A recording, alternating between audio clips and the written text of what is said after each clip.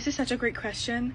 I've made a story time about this a long time ago. It's been a couple months since this had happened, but this is the call that really made an impact on me, and like I still think about the family so much.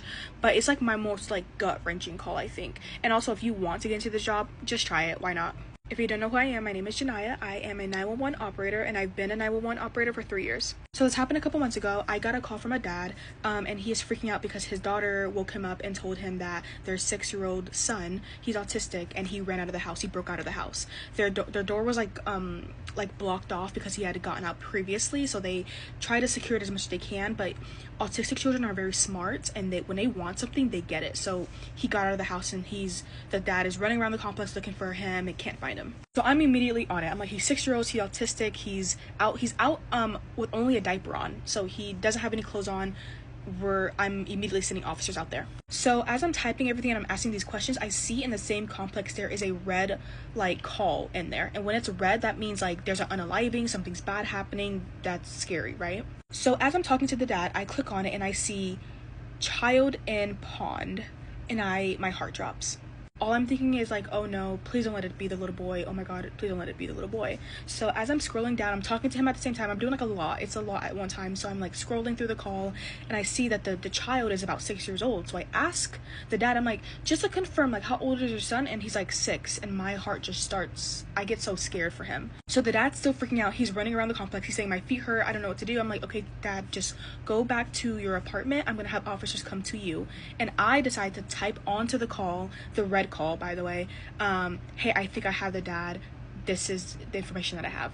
So I'm trying to convince the dad to go back home, and he's barefoot. He's running around. He's freaking out. I'm like, just go back. I'm calming him down. I'm like, just go back to your apartment. I have someone on the way right now for you. He's like, okay, I'm going right now, whatever. But the dad wasn't going straight to the apartment. He was still walking around the complex looking for his son, as he should, you know, that's his son.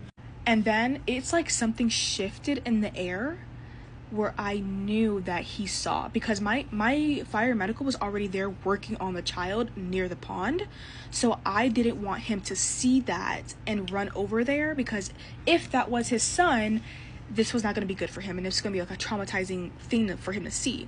But he's before the air shifted, he said, I'm just gonna walk by this pond, like I see someone there, maybe that's him. I didn't think he didn't recognize that it was fire medical that was there, but he just saw a person there and was going to double check if his son was there as well.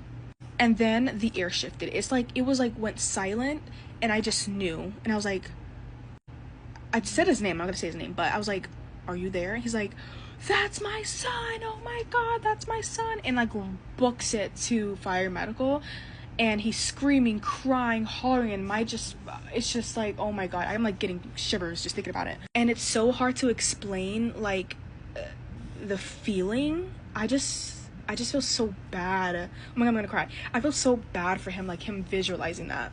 So eventually he gets over there. I can hear fire medical talking to him like, sir, back up please, we're working on him, blah, and like they're asking questions, and like I couldn't really do anything at that point. I just document on the call that dad has found the son with fire medical. He's running over there, and so now PD is rushing to him to try and get him out of this way so that they can work on the child. And overall, the child ended up passing away.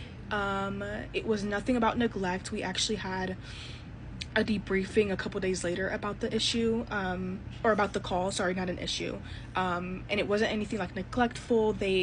Turns out that the child has gotten out many times, and they boarded up the entire house to the point, like, if there was a fire in the house, the family may not have gotten out because they were trying to protect the son. So it's just a lot of factors in that I just feel so, I think about them all the time. Sorry, this is long-winded, but like I think about that family all the time. Like I think about them a lot, and I really hope that family's okay, because it was a big family, and I don't know, it's just the way, like, that the feeling, I don't know. But anyways, that was I would never forget that call. I would never forget him, the little boy. I would never forget the dad. I would never forget the daughter that was involved. Like, it was a lot. Anyways, if you have more questions or want me to tell more stories, let me know.